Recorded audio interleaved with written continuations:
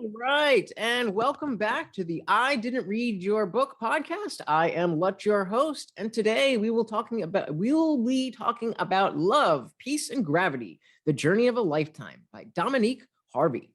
Looking at the cover, it's got gravity and it's got time, and that's speaking my language. So let's jump right into the back of the book. Starts with a quote here that says, "Love's gravity can outweigh any of life's circumstances or tragedy." And that's Sherry L. poetry. A love story with authenticity is rarely seen in a world where relationships are defined by trendy social media posts. Love, Peace, and Gravity explores Aaron and Dominique Harvey's journey through laughter, pain, happiness, and peace. Dominique and Aaron take on the world and give new meaning to balance, yin and yang, and the forces of light that they carry together. Through every trial and tribulation, peace and gravity is created in their world. Their dream love story becomes a nightmare of twists and turns that no one would even expect. But when tragedy arises, true love cannot be broken or destroyed, only tested and proven. Will the gravity of Aaron and Dominique's love be able to stand the test of life's turbulent storms? Find out as you delve deeper into their journey through love, peace, and gravity. That is a little bit different from what I was expecting based on the cover. And it sounds like this is maybe not that sci-fi kind of story that I was expecting based on the cover. I could be wrong, but it sounds like, and I don't mean to, not just, but it sounds like another retelling of the classic love story, obviously with its own twists and turns. So, and her name is Dominique Harvey, as well as the main character. So I'm not even sure if this is fiction or nonfiction. I don't know if this is her life story, or I don't know if Dominique Harvey in the book is a characterization of her. But that is definitely very interesting on two fronts. One, if you're taking on this type of story that, like I said, has been told so many times, it's really, the changes that you make to that very rigid story structure that's in every movie, every book, every TV show, the classic love story. What you do with it and how you change it is going to be virtually the only aspect that sets it apart from every other love story. Whereas, if you make up some completely novel concept, then you have a lot more leeway because it's, a brand new story. So that I'm very interested on asking her about what made her not only take on that as her take on this type of path, but putting herself into it. I'm really interested on that piece of it, and I think that'll run nicely into just who she is as a person. I'm making an effort here to make this show, as I'm doing it, more about the authors. As I've said many times and all over social media, that's what this is. But I don't want to get lost in the midst of the conversation and forget that. So that's something I'm trying to keep in mind, that I'm not necessarily looking to find out what is in the book. I'm not necessarily looking to talk about what I necessarily want to talk about, other than who is Dominique. So let's bring her in and give it a go. All right, and welcome, Dominique. You may have noticed I've changed a little bit. My mic's not working again. We'll figure that out. Don't worry about it. So yes, we've just read the back of your book, Love, Peace, and Gravity: The Journey of a Lifetime. And I have some questions. The first, with your cover, mentioning gravity and then having the clock there, someone like me, I immediately go to, oh, this must be some type of sci-fi story. you know, sciencey and that kind of stuff, and like, oh, what's going to happen here? And then reading the back of the book, it sounds a lot more like this is your twist on a classic love story. So I'm wondering, what exactly about your story has to do with gravity and the time, and where did all that come from? Well, love, peace, and gravity. Peace is a name that I picked out for my late fiance, and he would call me Gravity. And we just, you know, it's our own spin on the yin and yang, if you will. I love that. Thank you. Thank you. And we really just, you know, we just didn't like the little snookum bear, you know, kind of nicknames. So we just went above and beyond like we always did, you know. No snuggle muffin, no honey bunches of oats. No. Can't. Interesting. Okay, so that puts that actually puts a lot in context. And so with you know, you being Dominique Harvey and the protagonist also being Dominique Harvey, is this a story about you? Is this a characterization of you? What was the decision to name the character after you? Well, this is nonfiction. This is actual real life, and okay, great.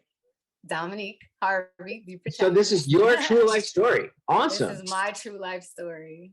Oh, even better. Okay, and that makes a lot more sense in terms of, you know, when I'm reading the back of the book, trying to get a you know, a feel for what the story here is.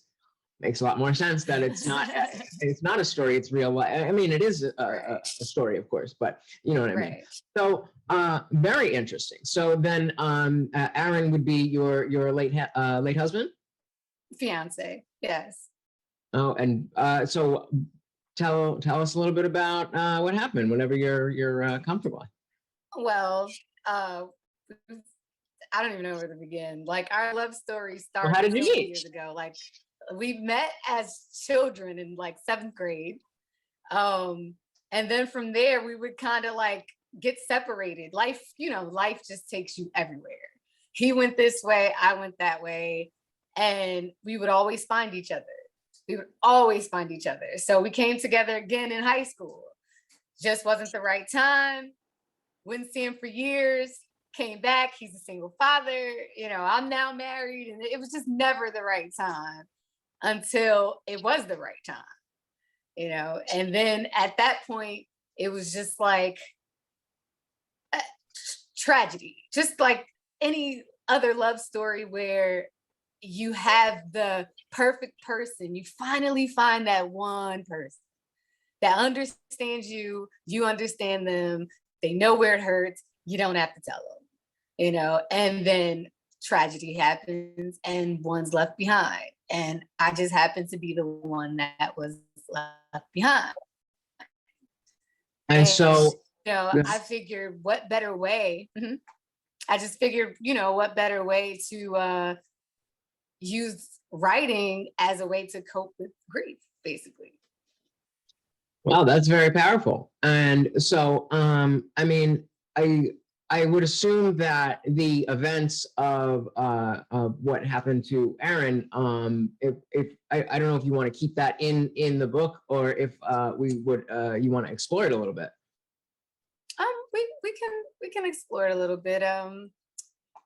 He is. I'm tiptoeing around it, but I'm just curious. What happened? What happened? No, it's okay. He's like, just tell me. So basically, he was diagnosed with leukemia in 2018, and I've seen strength before, but I've never seen strength to this magnitude. Like, this man stood at 5 feet 5 inches tall, you know, which isn't very tall. Hey, I'm 5'4". All right. Get out. See, look at that. Shorty right here. And he was just like this ball of just positive energy. And he like muscled his way through not being able to walk. You know, he muscled his way through not being able to be who he wanted to actually be and get up and just move around. And just watching him fight through all his sickness was just like so amazing to watch. And him being the person that he was, it's like he impacted so many people throughout his journey that I felt like I have to tell this story. There's no way. If he were still here, it would be a Christopher Nolan film already. Let me just tell you that much. Oh yeah, that's quite a line to pull me in.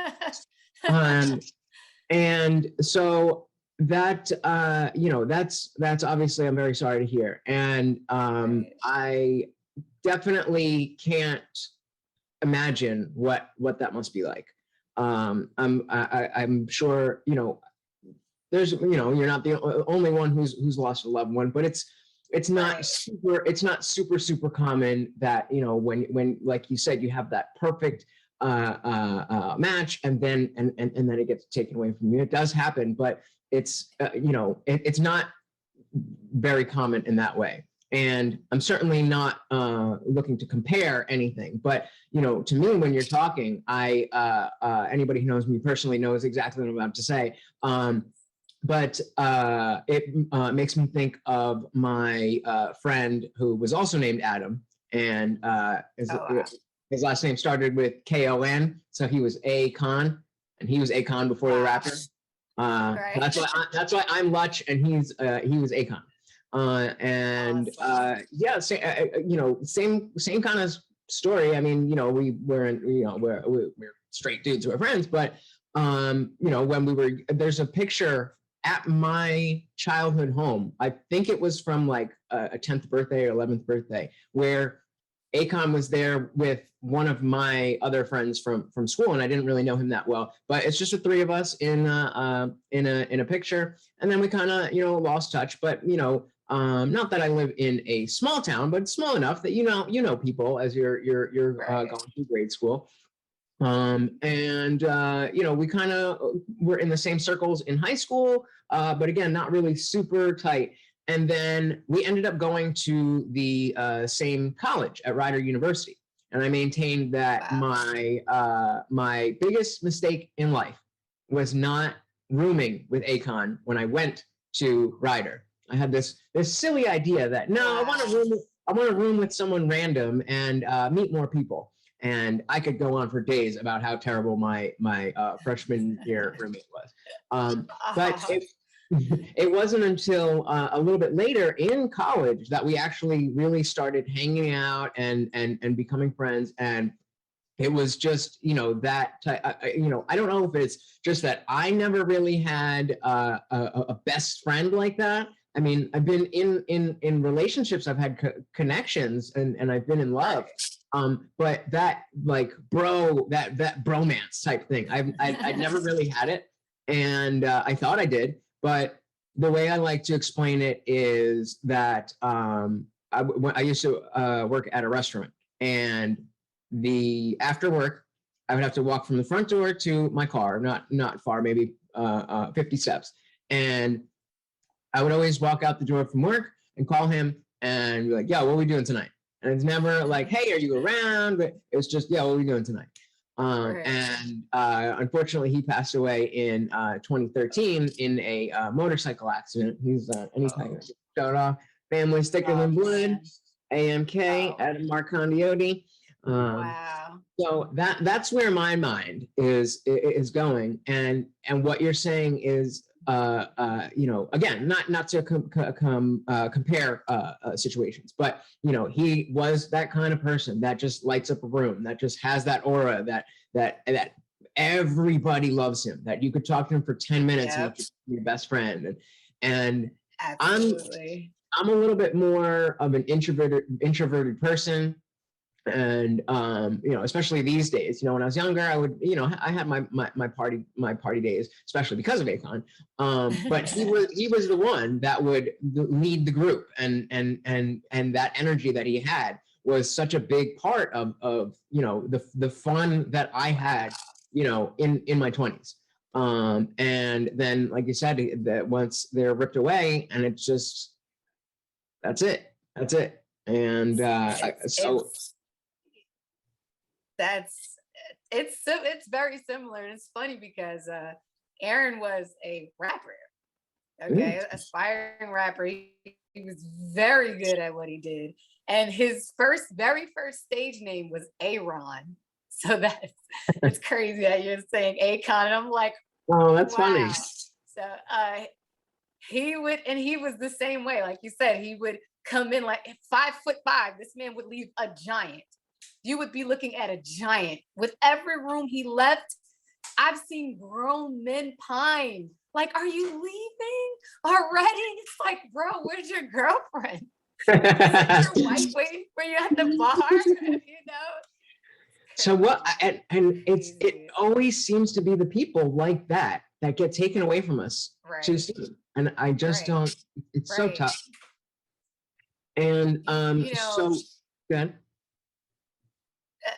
I look at it this way, you know, and it took, you know, one big tough part of dealing with grief is to accept it. You know, it's hard letting go of a dream. You know, we had our whole life planned in a month. You know, we had our son's name picked out before we even touched each other. You know, but it's like they've done what they came here to do. Right. To be that leader, to shed that light, to be that positive energy, to be that person that just sees the good in everything and everyone. And because of him, I look at things differently and I'm still here, you know? So as cheesy or cliche as it might sound, but he still lives through me, you know? Absolutely. Absolutely. There's a quote that, well, I don't know if I remember the exact quote, but the basic sentiment is that, you know, people in life die twice. Once is when your body stops working, and the second time is the last time someone speaks your name.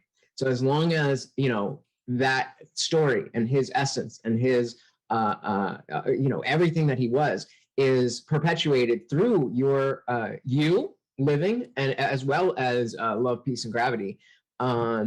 And wow, that title makes so much sense. It's perfect now that I know. I love that. Thank wow. you. So that must have been so, you know, as I was alluding to in the reading the back of the book, I was wondering what it was that would bring someone to you know, take a shot at the classic love story. And now obviously seeing that you know, the twist you have is quite a story. Now understanding a little bit more what it is, it feels like that must have been such a huge undertaking to decide, not only to decide to write this story, but to actually sit down and do it day by day. And I'm wondering if you could just let me into a little bit about that. I wonder. Man, the writing process was an emotional roller coaster. Like, there were some days where it would be like preparing to watch a Chris Nolan film, where it required absolute silence and my total undivided attention. And then there would be days where it would be, I would have Marley vibes, you know, the Bob Marley vibes, and it's like light a joint and turn the music up. And then there were some days where I actually went through 2 boxes of tissue, just reliving some of these, you know, moments, good and bad, you know. We rarely had bad moments, but the tragic moments, you know. And as I'm writing it was funny because I couldn't control what was happening, if that makes any sense. Like, when he first passed away, literally between the hours of 3 a.m. and 4 a.m., I would wake up out of a sound sleep, like in La La Land, and that third world sleep where it's just like my subconscious is totally rested. So I thought, and I would just wake up, grab my phone, and go into the notepad, and I would just, a memory or a moment, everything, it would just pop up and I would just have to write it. It was bigger than me. Like, it's something I couldn't even help. I totally understand that.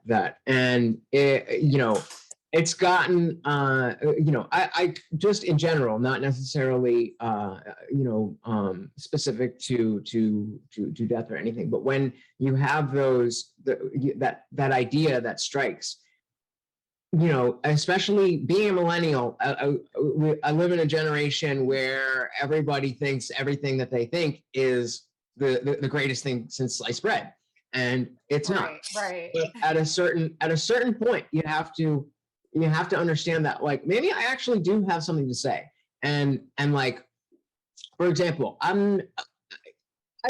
use Facebook way too much, but it really is almost just like a journal for me. And it's just Right. where, I could pop it up, and I think, writing is really my best medium. I think that's where I express myself the best. And I don't know if, how many people are even seeing my posts. I can get a little spicy and political from time to time, and I'm sure, Right. I know for a fact, a lot of people have blocked and muted me for stuff just because they don't want to hear it. And I can be prolific. And some days I'll just post after post after post. I just got stuff going on. So I definitely understand that. And that's, I one day want to have, that book that I can write and get all of these thoughts down. But I'm still, they're all still out here. So this platform is a little bit better for me.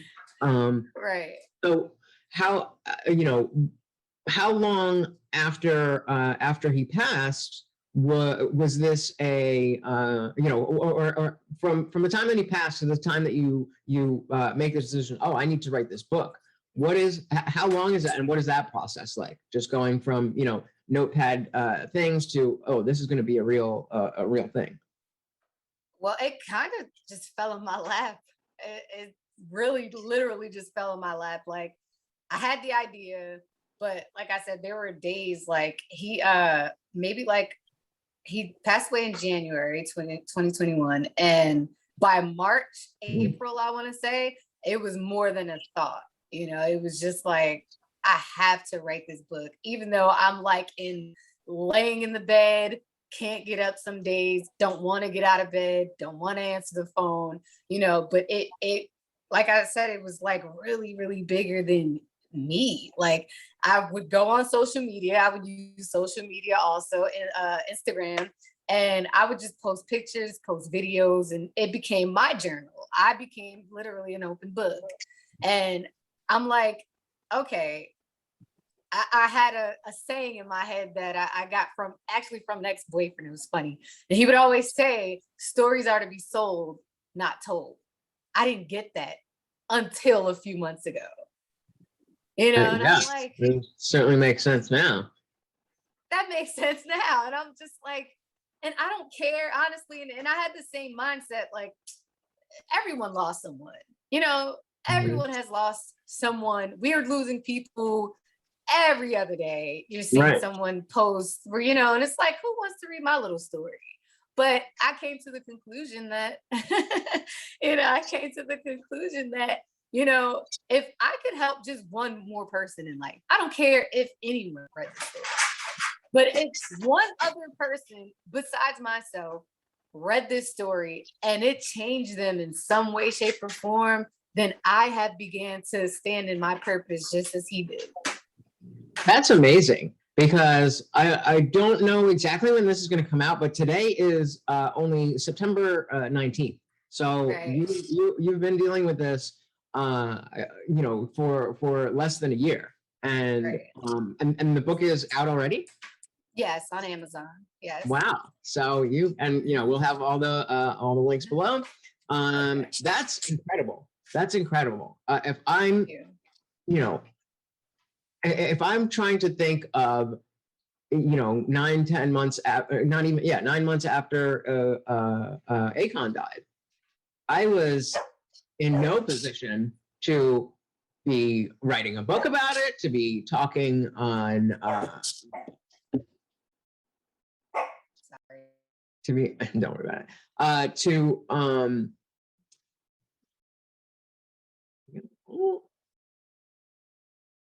Right, I'm not doing that again. There we Okay. go. All right, I'll just cut that out. I thought I could just do it the same way I did mine, but anyway. 9 months after Akon died, I was a wreck. I couldn't do anything. And so the fact that you not only have gone through this process of accepting what happened and processing and being able to even put into words what it is that you want to say in such a short amount of time is amazing. I mean, I can't imagine. Well, I mean, I would imagine that it was extremely therapeutic and cathartic to do this. But even that being said, it seems like I just don't know. That's awesome. How did you do it? Well, my thing is that, I know that I wasn't going to find him. My dog is really awesome. I wasn't going to find him anywhere dark. He just wasn't a dark person. We both set out to have this goal every day to just wake up. Like we both woke up like, hey, you still here? Hey, it's just like, we always had these, and even apart, we were just happy people. We're just happy-go-lucky people. And throughout our entire time together, even though our time was cut short, he prepared me. And I know it sounds weird, and it's so hard for me to explain this to people, but there would be things that he would say. It seems like everything was already pre-calculated. Things that he would say, the things that we would do, the places we would go, the people we would encounter, the people that we would just talk to and just invite into our world. It just seems like there are days where he still talks to me through other people. And I'm like, that's Aaron, that is Aaron. And I couldn't stay in that dark place. I'm like throwing pennies at her. I couldn't stay in that dark place because grief is really a mindset, I feel like.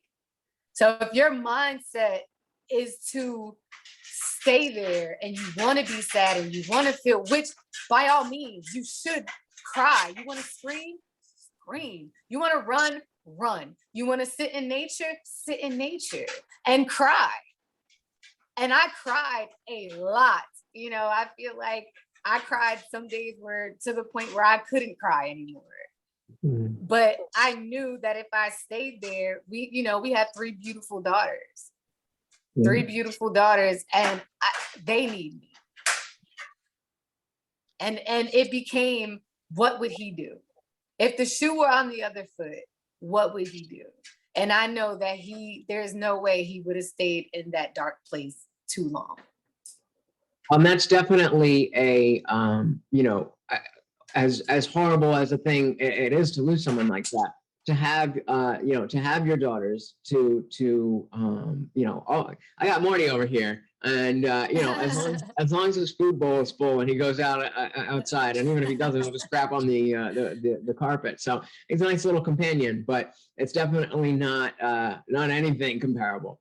And like I said, I've had serious relationships. I've definitely been in love, but I've never had that anything super real. When I had a serious relationship when I was in college, but it was a college relationship, and I mean, for what it was, I think it was right. Pretty legit. But that was 10 years ago, and I've just been that was right around. I think that ended right around the time Akon died, and exactly what you're saying that Aaron wouldn't want is exactly for you and your family is exactly what I did. I wallowed, and it consumed me, and I was all I already had some substance abuse issues, and that didn't make anything better, and Absolutely. And so it was almost an excuse to just lean into it and not have to worry about it. And I was always functional. It was never like I was, in a gutter or anything like that. But there's years where I didn't develop as a man, and my friend group was people who also weren't growing, and so the fact that the difference between what it looked like for me and how you were able to pick yourself up and find purpose and find what could get you to keep moving is really a testament to that type of energy, because eventually Akon's essence is really what I think saved me. And it was that same sentiment that if he were looking, I'm an atheist, but if I believe that he was looking down on me, and I leave some space for I don't know if he's in a different dimension or some shit. Right. Either way, he would not be happy with me sitting around wasting days, snorting pills and just that's not what, even though we partied, we had some fun, we had our good times. That's not what this was. And that he would have been like, in the most Akon way, he'd be like, hey man, this stuff is supposed to be fun. Stop making it not fun, so we can go back and do it and have fun with it. Right. I think they're hanging out wherever they are. They're in the same place, because that's totally something that Aaron would say. Pick your ass up, man, because we got more fun to have. Just don't dirty it all up. Yeah, definitely. And while it I didn't have the same inspiration as having daughters, that I would imagine if I had kids, I probably wouldn't be, sitting around doing drugs. But again, bringing it back to that concept about there's certain people that just have that oomph, that va-va-voom, whatever it is, that they're just different. And I wonder if, like Akon was my boy, we hung out all the time, but we're guys, and we as close as we were for two males that are friends, and we talked about a lot of stuff. Right. We're still just dudes. It wasn't the type of conversations you'd have with a significant other. And so I with all that being said, I wonder if you have any more insight onto what exactly about those type of people it is. What was it that Aaron exhibited that I would likely be like, oh yeah, Akon was just like that makes people like that so amazing? Wow, that's a good question. I mean, obviously, I don't expect you to have a pre-recorded answer. I'm just throwing ideas out there. No, but, no. I got you. Okay. No, he's just like it's so much like just swirling around up here, just like he was such the manly man, or a gentleman's man, I think how that saying goes. And he was the advice giver. Mm-hmm. He was the one to show you the silver lining when you thought there wasn't any silver lining. He was that person that you can talk to about anything and he can relate because he lived all of it. He lived his life. Okay, and I tell people all the time, and now I can say it and I can like laugh about it. I'm like, oh, trust me, he died a happy man. He's a very happy man, but that's just who he was. That's just who he was, though. It didn't even have, his cup was so full already, that if my cup wasn't as full as it was, he would have just poured into it like that. That was Aaron. And I again, having had an Akon in my life, I definitely, 100%. I think you're right on the money, and specifically the last thing you said about pouring, if your cup isn't full, he's right there with a full cup ready to share, and that if there is anything that anybody can take from this podcast, if there is somebody in your life that sounds like somebody that we're talking about, hold the fuck on to them and appreciate the shit out of them. Absolutely. These people are not all over the place. They are very rare. They are out there, but they're very rare. And so before all of this tragedy, what kind of things were you guys into? What kind of relationship did you have? Oh man, we did it all. We were just all over the place. We're all about fun and adventure. We liked a good adventure. He was a very, very, very detailed storyteller. As you can tell, Christopher Nolan was one of his absolute favorite filmmakers of all time. I think he's seen all of them. And his favorite one was Inception. And that movie was awesome. And he just he was just such a adventurous, spontaneous guy, as opposed to me when we first started dating. I was just more like, do you want to do that? Do you really want to? So we'd find ourselves ziplining, we'd find ourselves rowing a boat somewhere. Like, we did it all. Anything that had to do with nature, walking, running, hopping, skipping, jumping, we were there. Wow. And that's all we all dream about, right? Absolutely. And how old are your daughters? 13, 8, and 8. They're not twins. We would say they were Irish twins, but they're both, my daughter's from a previous marriage and his two daughters are from previous relationships. But gotcha. We kind of had the same idea with the two little ones, so around the same time. So he had one daughter from a previous marriage, you said?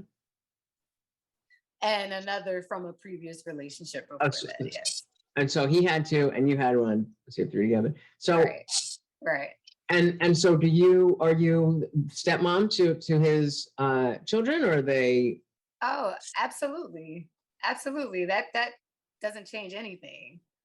Wow, because that must be super tough for them to have been not only dealing with all of this, but of course whatever came before that led to the family. But that's a lot on on kids of that age.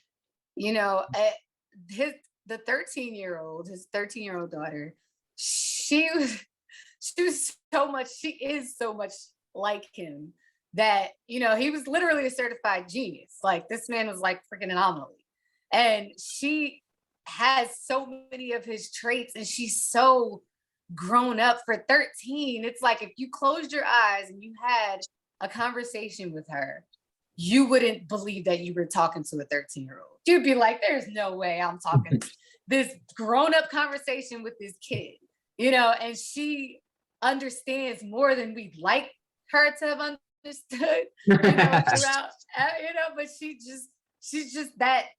She's an amazing kid, she's an amazing kid. So there wasn't much that we could hide. There wasn't much that we could sugarcoat for her. She actually, we had the conversation, and, we'll stay on the phone for 2 hours and she'll talk about everything. And, and I'll say, well, how are you doing? How are you really doing besides friends and school and all that, And she's like, she said to me, like, I'm okay with knowing that dad's not in any more pain. Wow. And I'm like, okay, kid, it's like, I'm like getting emotional right now, but it's like, wow.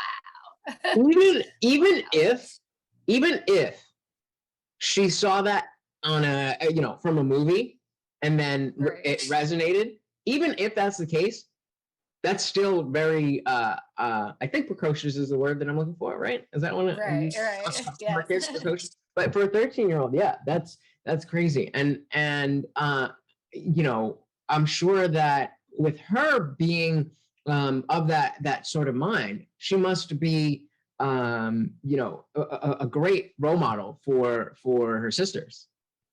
Absolutely. Absolutely. She's, you know, she picks on them as much as she can, you know, as much as possible. But in the same breath, she'll be like, "Hey, let's play Roblox." You know, "Hey guys, let's see." You know, she does a really, really, really good job. The best of both worlds. No. So when with this book, you know, as you know, it's definitely, you know, as a cathartic thing for you, that's, you know, amazing. But as a you know, as a reader, what do you hope that, if there's only one thing somebody takes away from the book and from your story and from your life, what would that be? If you had to nail it down to just one little, hey, it's this.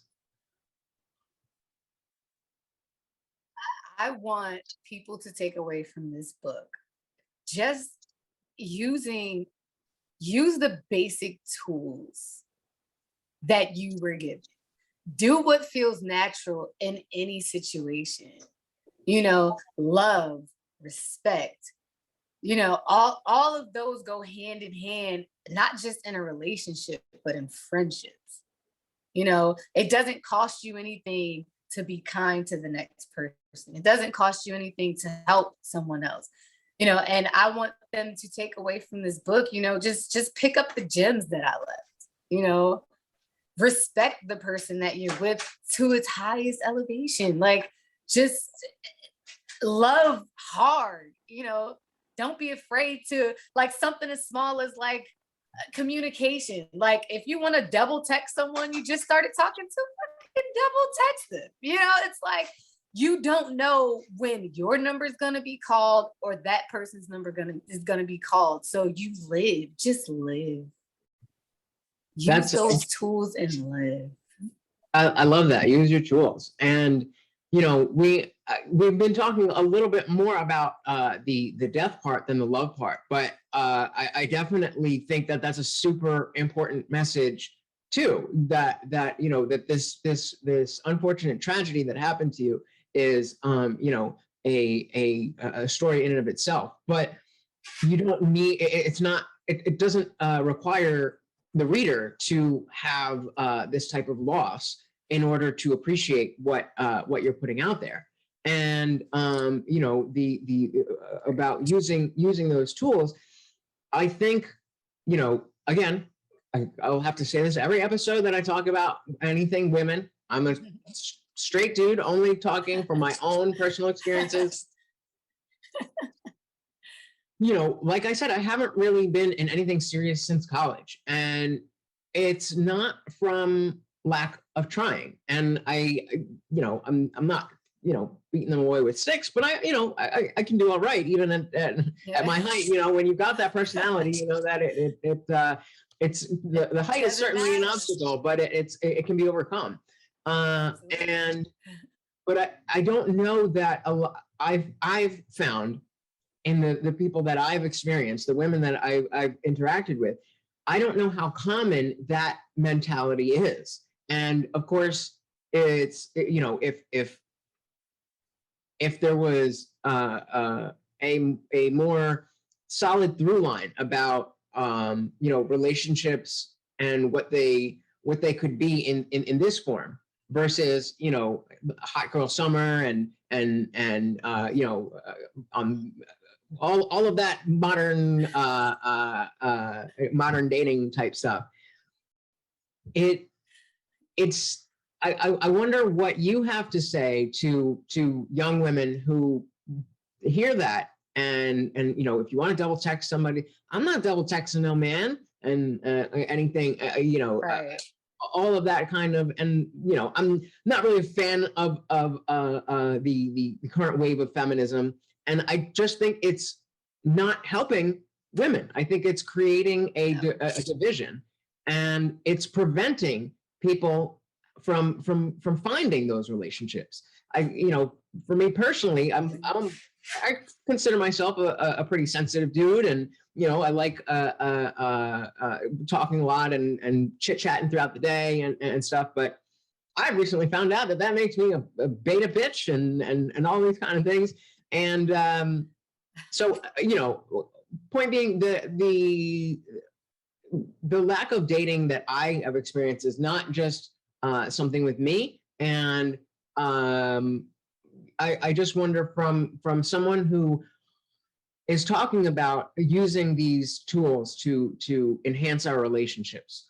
What do you see that people are lacking in that area when you see, you even mentioned it on the back of the book, when the trendy social media things and all of that. What do you think is missing, and why do you think we are where we are, and it's so rare to find the kind of relationship that you had? I think what's missing is, it starts from somewhere, which we all know. It starts from the top, where I would say, our parents, a lot of us don't have, if I'm speaking in retrospect, we're not taught what to look for. We're never given the tools of what a man or woman should be. It's just like, oh, that person looks good, let me go for it. Oh, it didn't work out. And it's like, yeah, we get that. But then you have women who don't want to be submissive because they find it as a sign of weakness. Then you have men who don't know how to lead because they didn't have anyone to teach them how to lead. Right. If you don't, like, again, going back to this cup, if you don't have those things poured into you, you're not going to know what to do when you're out in the real world, and your face, you're not going to know real if it hits you in the face. Right. Absolutely. Yeah. And having 3 daughters, I don't want them to ever, Cardi B comes on in the car, it goes off. It's like things like that, little things like that are actually they count so big later on in life, and people don't realize that. And it's very, it's interesting that you bring up, as the mom of 3 daughters, this concept that has been, I don't know, I've been aware of it more recently, but I don't know, whatever. This concept of women being submissive in relationships. It's something I'm hearing a lot on both sides. And women like yourself and men saying, hey, we want submissive women, and some women taking that as the worst kind of thing, like we want to crack a whip or something like that. Right. And the second part of what you said is key to that, is that there should be no issue submitting to a man if you deem that man worthy of being a leader. And that's what you should want to look for anyway. If you don't see your man as a leader, then why are you with him? And if you do see him as a leader, then why are you messing up just go along with it and get your happiness. It's there waiting for you. Like you said, if real hit them in the face, they wouldn't know it. Was this something, like with the turn off the Cardi B, is this something that, as you got older, as you found your relationship, as you had daughters, that this changed your view of things? Or is this more or less always how you viewed relationships and society and roles and things like that? Aaron and I shared these same views. It's crazy because I get to tell the story of 2 people who just wanted to be happy. Simple. The simplest things made this man happy. Like, I'd come home with his favorite snack and he's like, geek. Oh, I'm playing Fortnite. I'm going to save this snack for later. We're going to put one in the air and we're going to chill and we're going to eat whatever you just brought in the house. And it went both ways. He'd come in with a loofah, which my favorite color is purple. He'd come in with a purple loofah and I'm like, yes, I didn't even know I wanted this, but thank you. It's like the smallest things counted with us. And like I said, we set out every morning to just be happy. That was just at the top of our list. Be happy. Doesn't matter. You could have, you could be in the worst of situations, but you find yourself here, and it's like, make the best of it while you're here. But, I'm saying that to say, getting to tell this story about two people who've gone through hell to find each other, and all we wanted was love. And in reward for it, I feel like we received the highest and purest unconditional love that, is rare. And, we got to witness that. And it's like, it exists. It does exist. Like you said, it's rare, but there are people out there. And it just sucks that society is what it is right now. People are allowing music to raise their kids. They're allowing YouTube to raise their kids. And that's where it starts. We didn't have all of that. We went outside and used our damn imaginations. And I like to think that in our 30s, Aaron and I, we used our imagination quite often. Like, we were the biggest kids in our house. We fight over the Nerf guns and stuff like that. That's awesome. I don't know. So just to play devil's advocate, I'm thinking of an average, let's say 25-year-old woman who is going to hear that and be like, I love Cardi B. She's, she's got it all figured out. She's got her bag. She don't need no man. And I think what is, and correct me if I'm wrong, but it sounds like what you're alluding to is this concept of being independent it firstly comes from a place of fear that you are going to be hurt and left alone, which won't happen if if people in general, obviously it's risky and it's dangerous out there, but if we all do better, then that makes it better for all of us. A rising tide raises all boats. But while the risk is out there, it seems like both men and women are taking paths to protect themselves, but overcorrecting in a way that's not allowing them to, you have to have your guard down to a certain extent and be a certain level of vulnerable to have that type of relationship. And I can definitely speak as somebody who's been burned maybe one too many times, that it just feels like maybe it's not even worth it to let that guard down, to even let anything come through, because most likely it's going to be a shit show and it's going to end in heartbreak. Right. And that's a pretty bleak outlook, but I think that's what a lot of people think about relationships. And what would you say to these black pill kids that just don't see any way for that romance is just a Disney fairy tale? Well, it's wow. Like, it comes to a point where it's like, you have to believe in love. You're an atheist, right? You don't believe in God, right? That's totally fine. There are women out there who don't believe in God. There's love everywhere, but love, it comes down to love. If you still believe, you don't believe in anything else except love, you're going to find it.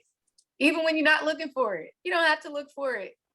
It's going to sit right in front of you, because that's exactly what happened with Aaron and myself.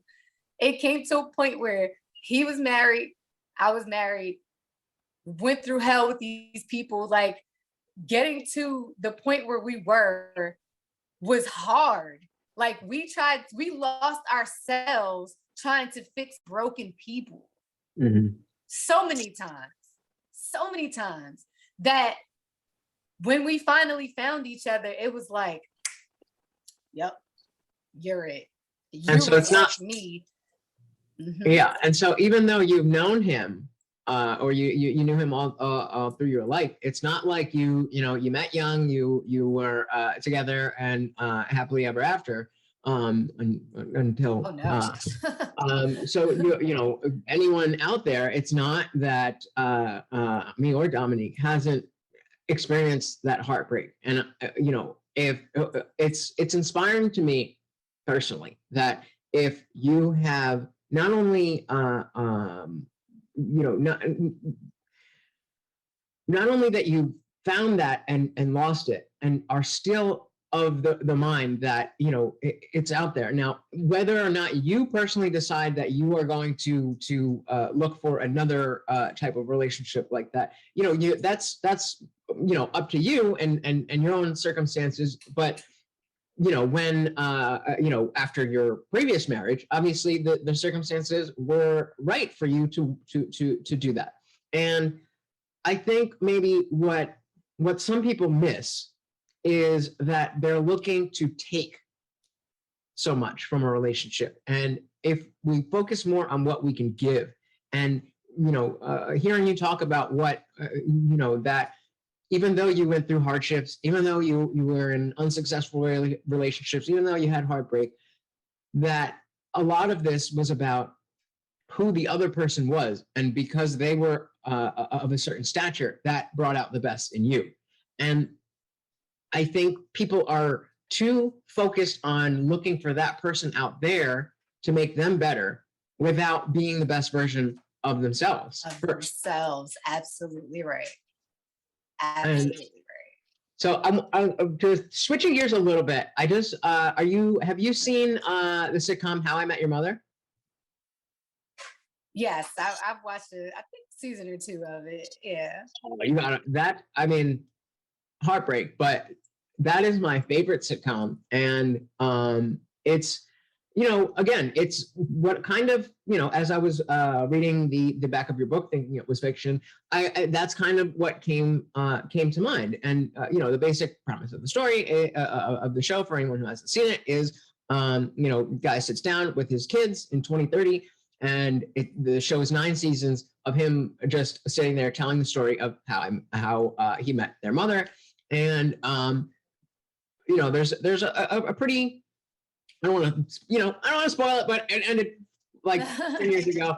And there's a pretty tragic twist at the end where one of the beloved characters dies, and a lot of people didn't like it, and they wanted just a cookie cutter storybook ending. And it blows my mind, because the story, again, it's just all those trials and tribulations that the character Ted went through in meeting this perfect wife, and she dies. Spoiler alert. And it's the same kind of thing where people want there's like the scene when they actually meet, people want that to be the end, and they meet and they tell the story, they meet, and then happily ever after. But the fact that it's the whole time you think you're watching that story unfold, and then the twist is that as the start of the story, the kids who are the surrogate for the audience already know that the mother's died.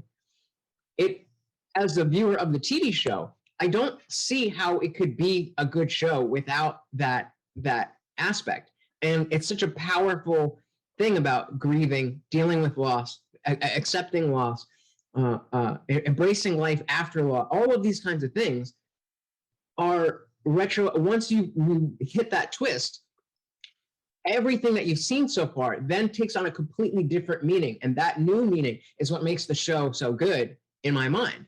And I mean, it's funny as hell. Neil Patrick Harris is great. And I think it really does just have a good scope on dating and romance. You've got the Neil Patrick Harris Barney character, who's the perpetual bachelor. You've got the college sweethearts, and then you've got the main character who's trying to find his way and really does want love and all that kind of stuff. And it's again, the loss that is experienced is, it's not a bug, it's a feature. And by that I mean it has to, you know, you have to take the good with the bad. And who knows if you would be the person you are without having gone through the loss of Aaron? Who knows if I would be the person I am without having lost Akon? You know, I could very well, the two of us could just be, you know, sitting on his parents' couch, still smoking weed, and not doing anything with our lives because we were just happy hanging out. Right. And so the life shouldn't be about just good times through, you know, nonstop. It has to be about taking in the entirety of what life is, and that includes the bad parts, and how and learning how to bring those into the fold and make them part of who you are, not just get rid of them and pretend they didn't happen and repress it and all that kind of stuff. Yeah. And I think, I mean, tell me if you disagree, but I think that's something that so many people are looking for, is just that instant gratification. Don't want to worry about this, don't want to think about that, escapist this, all that, which is great in doses, but people don't have that take the time to do that. Right. And that's not realistic. You know, it's like, we don't all get the storybook ending. You know, it doesn't, if that were the case, this world would be we'd be a lot happier walking around. Okay. Oh, would we? Maybe it would just be, we would be so content all the time. I mean,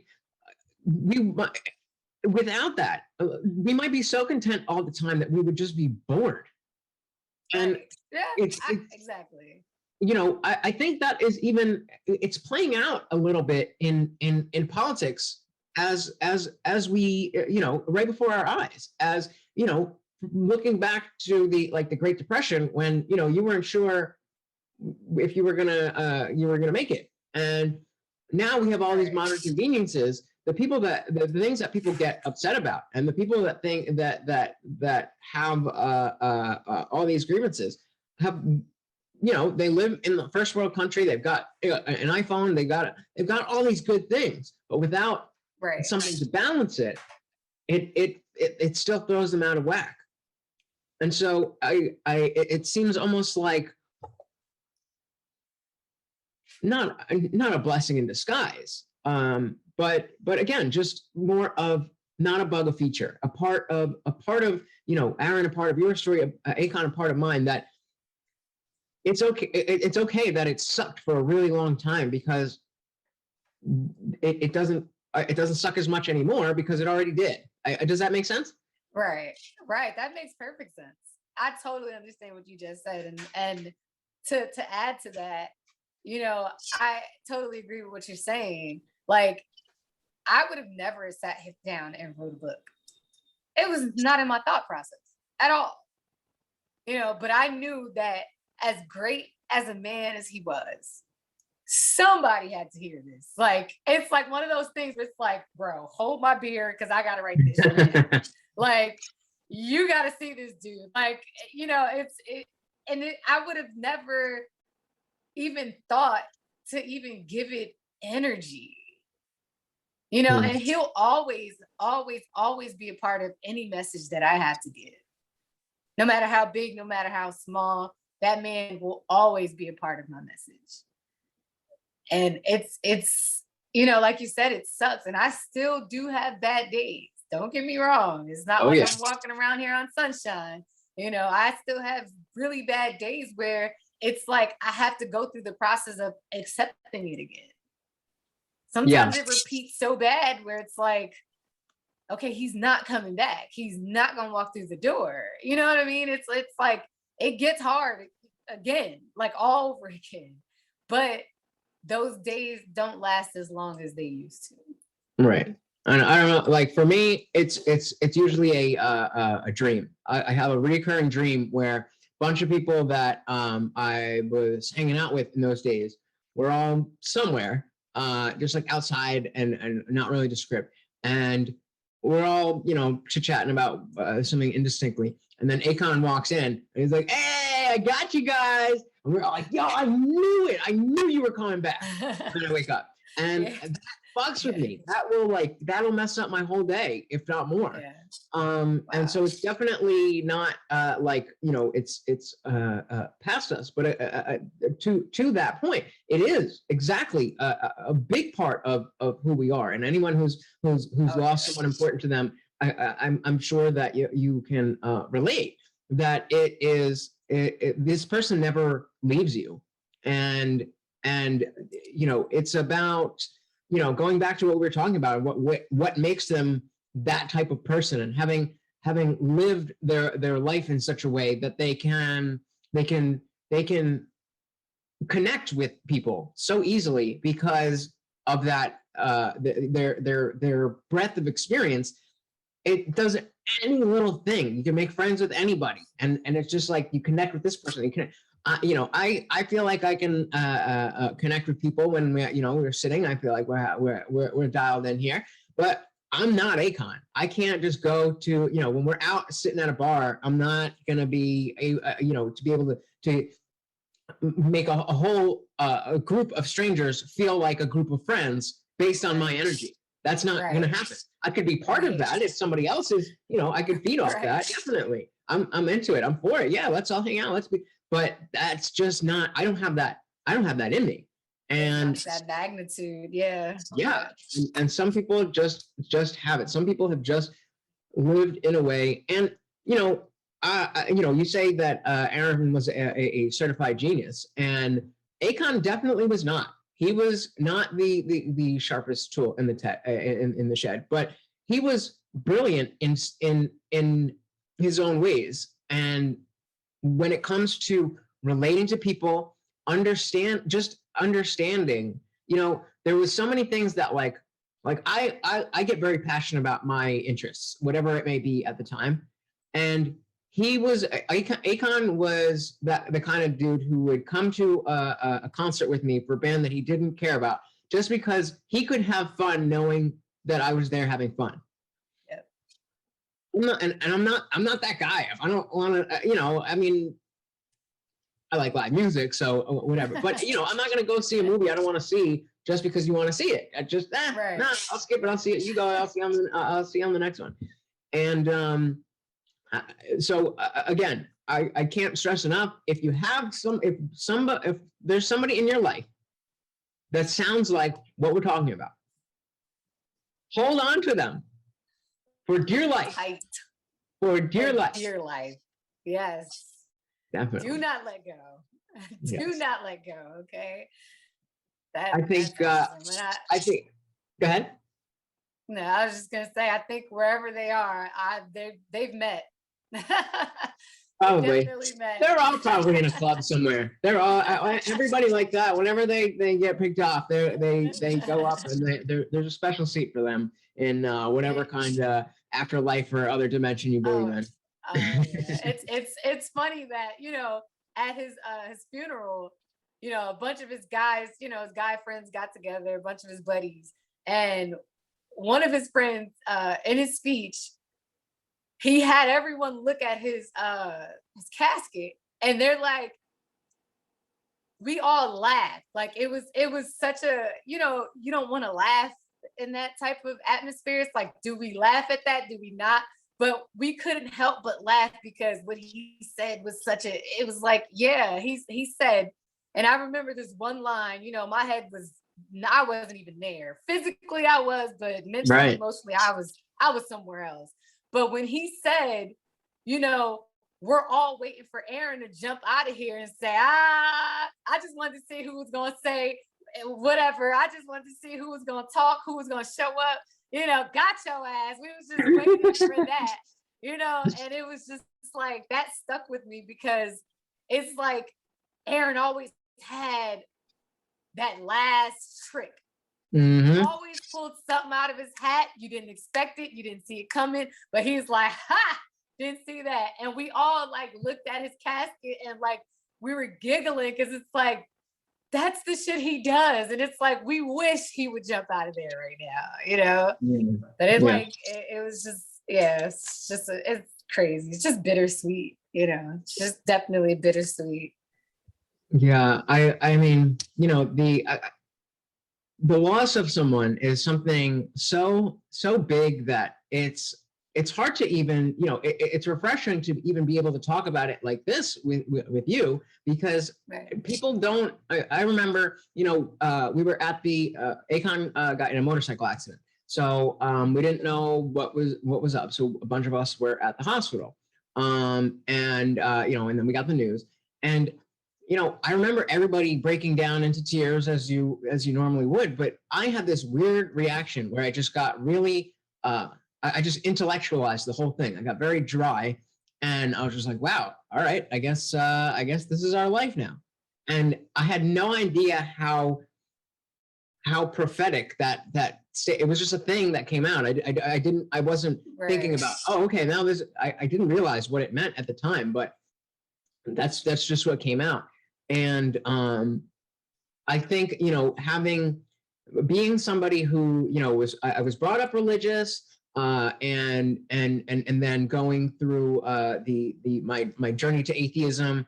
I'm also really into like moral philosophy and stuff like that. So thinking about life and death and morality and things like that, it's not something that I would, you know, put out of my mind as much as I think the normal person. I invite thinking about death a little bit more than I would think your average person. And so it made it very difficult to talk with my friends who, you know, were just floating through life. And remember, we're 23 at the time, so you know, we're adults, but we're 23, and you know, we're floating through life, and then this happens, and everybody's so completely blindsided. And I mean, not that I wasn't, you know, on the way to the hospital, I was thinking of, you know, we didn't know how serious the accident was, and thought you know, maybe he broke his leg or something, and that would be it. So I'm ready to go in, and he was on his way to work. So I was ready to go in and be like, look at you laying down on the job. It's a work day, you lazy, you know, something like that. And obviously that's not how things played out. But it's, I don't even remember where I was going with that. It's okay. You know, we just have to understand that finding happiness is so much more of a choice than we allow ourselves to believe. And people like Aaron, people like Akon recognize that, whether it's consciously or subconsciously, they recognize that, and they live their lives in a certain way that even if they're not conscious of it and you're not conscious that they're doing it, it still has that effect on you. And it's crazy. It is. So I mean, it is. Yeah, so I mean, we've been going for about an hour. I like I said, it's super refreshing to be able to talk about this with someone. I am very interested in learning more about your story. If there is anything else that you know, you have for the viewers, anything, any of your socials, anything like that, please, the floor is yours. So guys, the book Love, Peace, and Gravity by yours truly, Dominique Harvey, is available on Amazon, the paperback version. You know, just telling my story has been a journey in itself, but continuing the journey of Love, Peace, and Gravity has been amazing. And just keep the love pouring in. Go get a copy of the book. My Instagram is Dominique Harvey. Check me out, follow me, and yeah, that's that. Lutch, I want to thank you so much for having me on. Oh, you are very welcome. You are definitely welcome back. If you ever have anything else to promote, I'd love to be able to help you out with that. Like I said, this was a very refreshing and cathartic conversation for me. I hope listeners, everybody enjoyed that. Please go check out Dominique's socials and go on Amazon and get that book. And thank you again. Thank you. Take care. All right. And thank you so much to Dominique Harvey and her book, Love, Peace, and Gravity, The Journey of a Lifetime. here. As you may have noticed, I was not using my mic again. Not really sure what happened. I think I figured out some setting, and you know, depending on when these episodes are coming out, I may have already fixed it. If you have any ideas, let me know in the comments down below, just in case. But no reason to let that ruin what was an awesome conversation with Dominique. It was really, like I said, it was really great to be able to talk about Akon in that way. And I hope I didn't, I hope I didn't, you know, step over her too much. I was trying to relate with my own experiences. I don't know if maybe I was like, oh yeah, I wasn't trying to like one up her or anything like that. I was just trying to relate. So hopefully that came out more, more as I meant it to be. But it's tough to talk about that kind of stuff. And with that really being my only experience with that type of emotion, that's what I had to draw on. So again, I want to reiterate that if there's someone in your life that you were reminded of, multiple people you're reminded of, whether it's a friend, whether it's your parent, whether it's somebody you haven't talked to in 10 years, seriously, it sounds cheesy and cliche, but you never know what's going to happen. Go and tell that person something. Just go do something. Make a joke with them. Just check in with them. Do something, because I can't do that with Akon. Dominique can't do that with Aaron anymore. Her daughters can't do that with Aaron anymore. And you know, for especially with everything that's going on, and people are you know, not dropping like flies, of course, but you know, you really don't know what's going to happen. So don't let that scare you. Understand that that's part of life, and embrace it. Embrace that the people that you have in your life that you're going to lose are not lost yet, and that you still have the opportunity to experience them and do it. And like Dominic said, use the tools that you have. And you know, that's just picking up the phone, sending a text. It's, you know, asking the person out on a date, whatever it is. Especially, you know, if I'm thinking about, you know, sometimes family, you know, parents and siblings and things like that, things can get contentious over the years, and you get estranged. It's not worth it. And it's stupid. And even if, you know, I'm thinking of some examples where, you know, there's people who I wish I was closer to, where if they died, I certainly wouldn't feel as bad as I did when Akon did, because Akon was in my life every single day, and these people are not. But I'm at a place where that could change. That could change from today and anywhere in the future. So I don't know. I don't want to just sit here and talk about a bunch of vague, empty platitudes about loving each other and all that stuff. But I do think it is worth talking about and worth you know, giving my thoughts on. I don't know. What did you guys think? I had a feeling that maybe you know, the love story, so to speak, wasn't going to be fiction, because of you know, first, her being the protagonist, as well as, you know, not really giving much oomph to the actual contents. You know, she's not selling a story. She's selling a real experience. And so that would require something different. You don't really need to hook somebody in when you know that this is something that really happened. Maybe it's worth putting that on the cover, because I didn't know, but I'm glad I do. And that's definitely going to be one that I want to read. So let me know, what did you think of Dominique? Do you think she was right about what we need to do with our tools, as she put it? Do you think that you know, being submissive as a woman is a good thing or a bad thing? What you know, what do you think? Talk to me. Let's do this.